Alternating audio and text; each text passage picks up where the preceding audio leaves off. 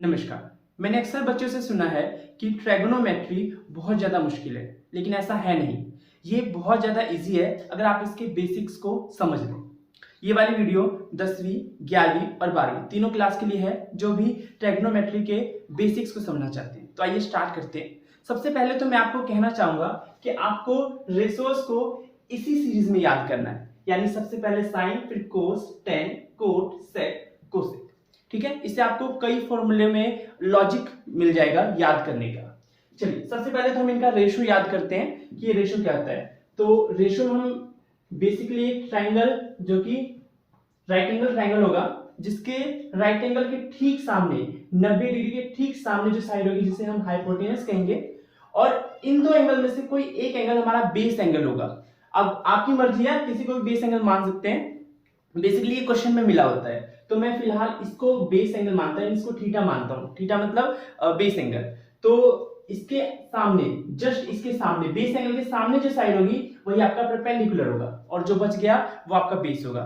For example, अगर ये base angle मेरा यहां होता तो इसके जस्ट सामने ये वाला साइड क्या होता? परपेंडिकुलर, और ये जो बच गया ये बेस होता। ठीक है, लेकिन फिलहाल अभी हमारे पास ये बेस है। आप सबने एक कॉमन फॉर्मूला जो स्कूल में भी पढ़ाया जाता है, पंडित बद्री प्रसाद हर हर बोले। ओके, तो ये बहुत ही बेसिक फॉर्मूला है, आप इनसे भी अपने रेशियोज को याद कर सकते हैं। और इसके कई ट्रिक है याद करने के। पंडित बद्री प्रसाद हर हर बोले, या फिर पाकिस्तान भूखा प्यासा हिंदुस्तान हरा भरा, या फिर पापा बेड़ी पीलू हाँ हाँ बेटा। आप किसी भी ट्रिक से याद कर सकते हैं, बस आपको याद करना है इसको। ठीक है, चलो अब हम देखते हैं कि यहाँ पर हम इन रेशियोज को कैसे फाइंड कर सकते हैं। तो पहले तीन में हम इस डायरेक्शन में चलेंगे और अगले तीन में हम इस डायरेक्शन में चलेंगे। क्लियर है? चलिए, तो साइन यहां से स्टार्ट करेंगे। Sine P upon H। Sine theta क्या होता है? P upon H। Cos theta क्या होता है? B upon H। B upon H। Tan theta होता है P upon B। P upon B।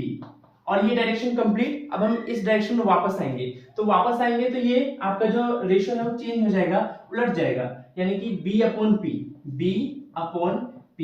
Same इसी तरह H upon B, H upon B and H upon P, H upon P। Clear है? तो आपको इसी सीरीज में इनको याद करना है, और ऐसे याद करने से आपके कुछ लॉजिक्स जो होंगे, जो आपके फॉर्मूले में लगेंगे, वो आपके दिमाग में बैठ जाएंगे।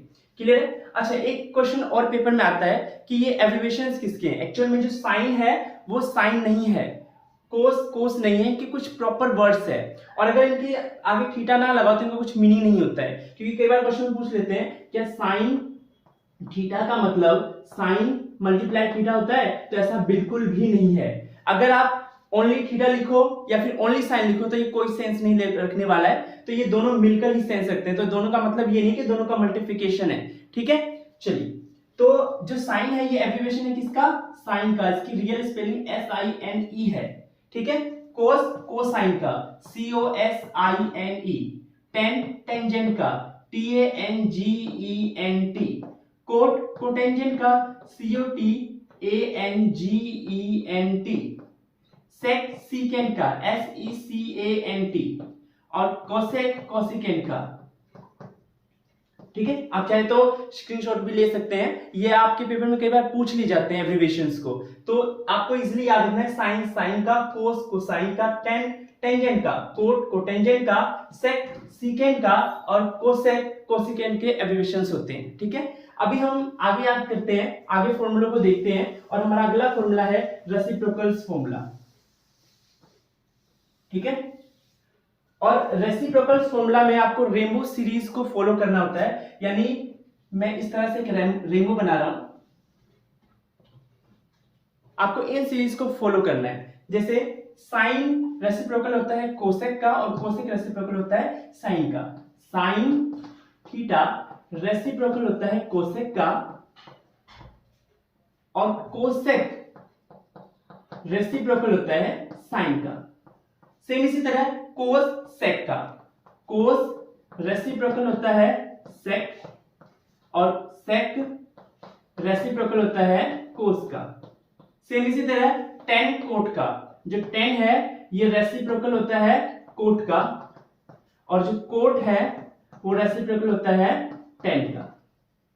एक फॉर्मूला और, जो tan है वो sin theta upon cos theta के इक्वल भी होता है, और जो आपका cot थीटा है वो cos theta upon sin theta के इक्वल भी होता है। ये हम सिचुएशन के हिसाब से पुट करते हैं। वैसे आपको याद करना है कि जो tan है वो sin अपॉन cos, और जो कोट है, कोट क्योंकि इसका क्या है, रेसिप्रोकल है, तो यहाँ पर भी रेसिप्रोकल हो जाएगा, तो आपका कोस ऊपर और साइन नीचे। क्लियर है? चलिए अब इसका नेक्स्ट जो फॉर्मूला है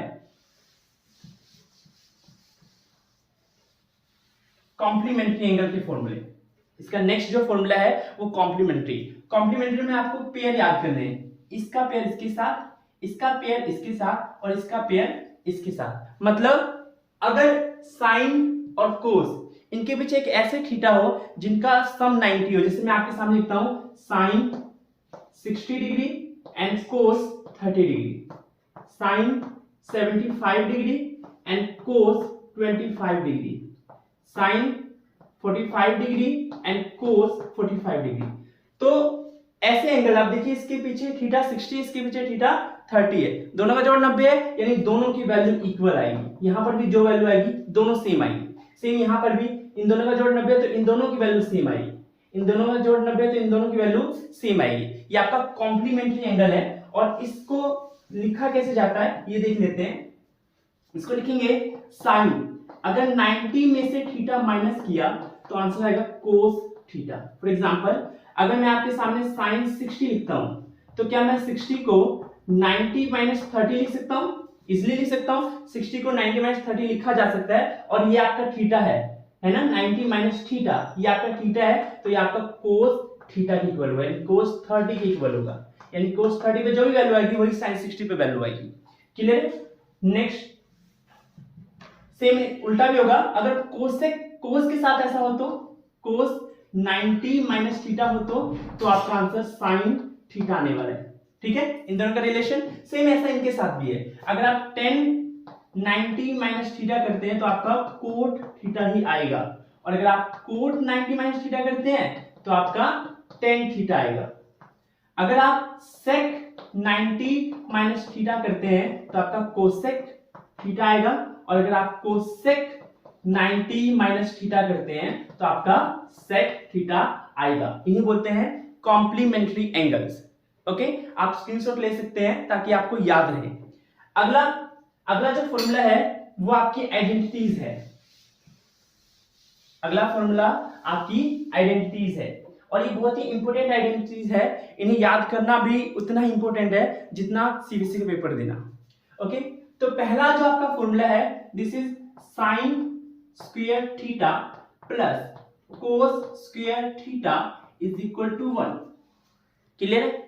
सेकेंड फॉर्मूला है 1 plus tan square theta is equal to sec square theta, और अगला फॉर्मूला है 1 plus cot square theta is equal to cosec square theta.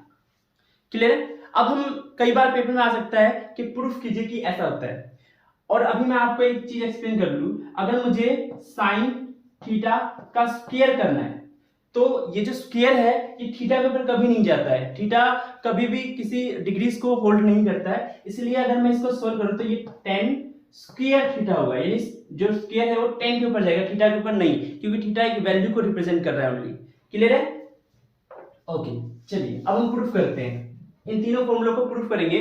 तो इनको प्रूफ करने के लिए आपको पाइथागोरस फॉर्मूला याद होगा, हाइपोटेनस का स्क्वायर बराबर पी का स्क्वायर प्लस में बी का स्क्वायर। क्लियर है? अगर आपको ये याद नहीं है तो आप इसको ट्रिक से भी याद कर सकते हैं, हमारे प्यारे भैया। ठीक है, आप इस ट्रिक से भी याद कर सकते हैं। अब मैं क्या कर रहा हूं, दोनों तरफ एक्स स्क्वायर से डिवाइड कर रहा हूं, दोनों तरफ क्या कर रहा हूं, यहां पर भी एक्स स्क्वायर से डिवाइड कर रहा हूं, यहां पर भी एक्स स्क्वायर से डिवाइड कर रहा हूं, और यहां पर भी एक्स स्क्वायर से डिवाइड कर रहा हूं। क्लियर है? चलिए एच और एच 1 बचने वाला है, 1 बचने वाला है, जब हम एक्स स्क्वायर को एक्स स्क्वायर से भाग करेंगे तो 1 बचेगा, is equal to P upon H. अभी याद कीजिए जब हमने रेशियोज पढ़े थे, पंडित बद्री प्रसाद हर बोले, है ना, तो P अपॉन एच क्या है, ये साइन है, P अपॉन एच क्या है, साइन, और क्योंकि स्क्वायर है इसलिए इसका स्क्वायर लगेगा, साइन स्क्वायर थीटा, थीटा के ऊपर स्क्वायर नहीं होता है, ये अभी मैंने आपको बता दिया, प्लस बी अपॉन एच, देखिए B upon H, B upon H क्या होता है, कोस, कोस स्क्वायर थीटा। और ये आपका प्रूफ हो गया है कि 1 is equal to sine square theta plus cos square theta. ये प्रूफ करना था, sine square theta plus cos square theta क्या होता है, 1। क्लियर है, प्रूफ कर देंगे। ओके, नेक्स्ट को देखते हैं। Next 1 plus tan square theta plus sec square theta, ये हमें प्रूफ करना है। तो फिर से हम सेम फॉर्मूला लिखेंगे, x square plus is equal to P square plus B square. Clear है, चलिए तो अब मैं क्या कर रहा हूं, पूरे इक्वेशन को b से डिवाइड कर देता हूं, यानी बी स्क्वायर से। यहां पर भी बी स्क्वायर से डिवाइड करता हूं, यहां पर भी बी स्क्वायर से डिवाइड करता हूं, और यहां पर भी बी स्क्वायर से डिवाइड करता हूं। अब फिर से देखिए, पंडित बद्री प्रसाद हर हर बोले, h अपॉन बी, अब उल्टाना है, h upon B, h upon B क्या होता है, सेक, क्या होता है, सेक, और स्क्वायर लगा इसलिए sec square theta is equal to p upon B, p upon B, p upon B क्या होता है, 10 square theta plus b square करके 1 आने वाला है। सो आपका ये वाला फॉर्मूला भी प्रूफ हो गया है। क्लियर है, ये फॉर्मूला आपका क्या हो गया, प्रूफ हो गया है। नेक्स्ट थर्ड वाले फॉर्मूले में चलते हैं। थर्ड में आपको हमने यहाँ h स्क्वायर से भाग किया, यहाँ b स्क्वायर से भाग किया, तो यहाँ पे p स्क्वायर से भाग करेंगे, है ना, यानी h square is equal to p square plus b square, और दोनों तरफ में p स्क्वायर से भाग करता हूं, यहाँ भी और यहाँ भी। तो h अपॉन p क्या होता है, cosec square theta is equal to p upon p क्या होगा, 1 प्लस b अपॉन p, ये क्या होता है, कोट स्क्वायर थीटा, और ये भी आपका क्या हो गया, प्रूफ हो गया। आई होप कि आपको ये सारे फॉर्मूले समझ में आए होंगे। अगर आपको वीडियो अच्छी लगती है तो like, share and subscribe. Thank you.